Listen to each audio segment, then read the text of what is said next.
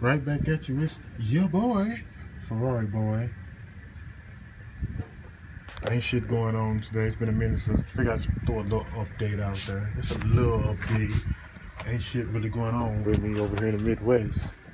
We on that lockdown shit too. So, well, we ain't actually the mayor or the governor really ain't put us on lockdown, but they encourage everybody to stay home because of the Corona six-pack shit. So, no big deal to me. I was a homebody anyway. I go to work, I come back home. Unless I go get some parts somewhere to a store or something, but most of the time I come back home, work on my cars or something. So, I'm back. I'm on the TA, so this is the trunk pan. Cut my big pieces off. Cut my pieces off. Left my brace on there. I already got my other pieces cut out, put on there. All I gotta do is clean this up so I can get it clean for the wheels, and I'm gonna put the Tamco mono coat on the pan when I'm done. Man, that stuff's the shit. I got it on my rear end and on my subframe. I still have to do floor pans over there. I cleaned the undercarriage, so that's ready for the Raptor liner. I didn't put it on there because I wanted to finish these floor pans in the trunk pan first. So when I finish that, I'm gonna hit it with the Raptor liner. Matter of fact, I'm almost done with the subframe. Let me show you the subframe. I'm almost done, but let me show you how they look.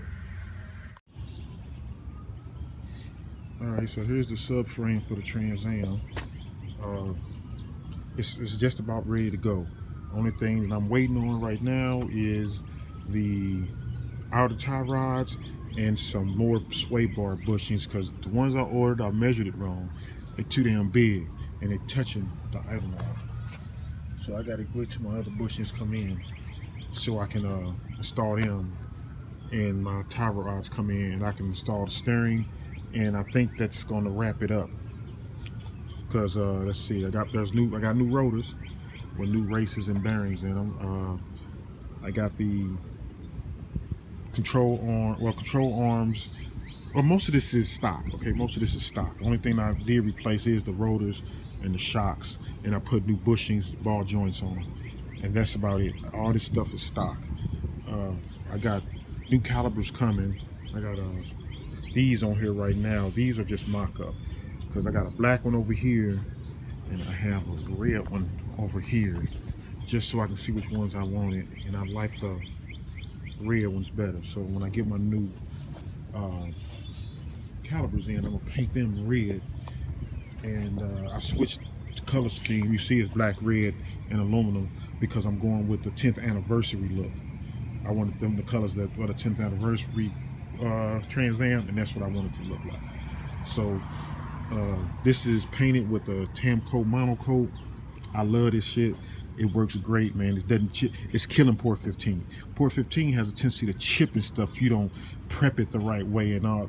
Man, I wire wheeled this, and I painted right over that little site, the soft little rust and the little surface rust that it didn't get off. I painted right over it with this mono coat. Stuck fantastic. It doesn't chip. It's been sitting out here in the weather. It's not coming through. I highly recommend it. I looked at Mr. Get In There video, and that's what made me go on and give it a look at. Bought it, used it. I'm impressed, man. I'm impressed.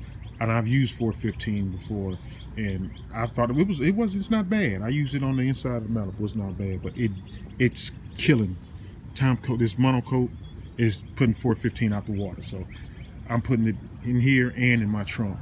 I'm not gonna put it on the undercarriage because I'm gonna put the Raptor liner on it. But subframe about ready to go, and like I said, I got all OEM parts on here just cleaned up and painted.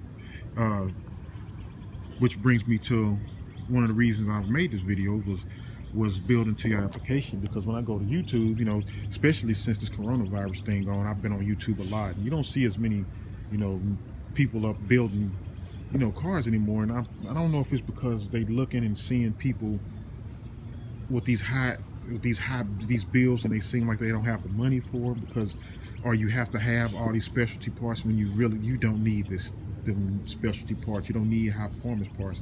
Build to your application and your budget. If you don't have the money to put into for these high performance parts, you don't have to buy those to have a good looking car. You can use OEM and paint them and then upgrade later. Okay?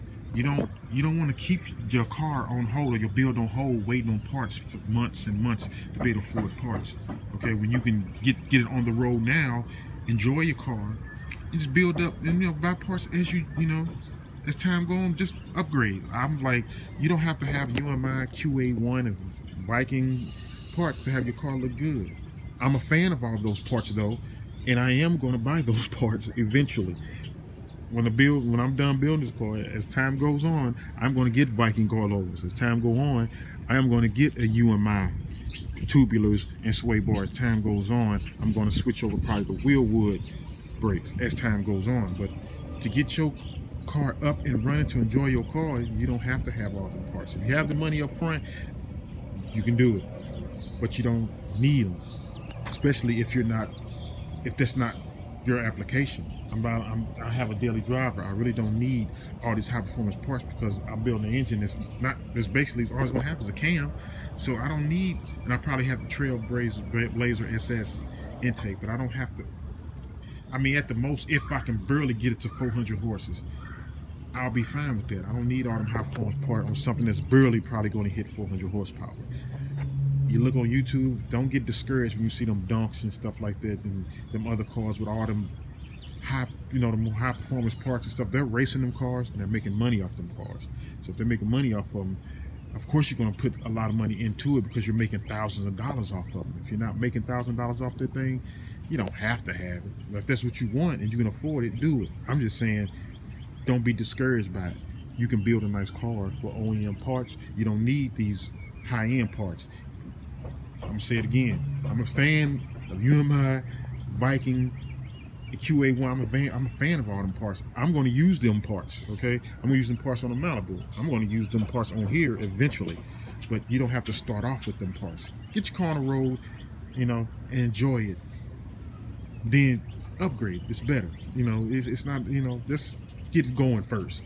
You don't want to be, 4 and 5, 3 and 4 years down the road, you still was waiting on because you wanted to, save up to buy certain parts. So you have to wait and only gonna buy a part here and there a month. You gotta save up for it. It'll be all day.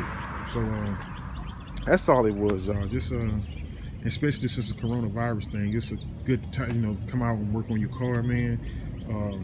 I've been lucky enough where my job is still going, so. But it's a good time, especially when you don't have to spend a lot of money on parts. You can refurbish parts and use them same parts. You don't have to spend too much money right now. So it's a good time, to get your car game on. So, hey, it's your boy, Ferrari boy, staying the fuck away from y'all at a safe distance. 2 up, y'all.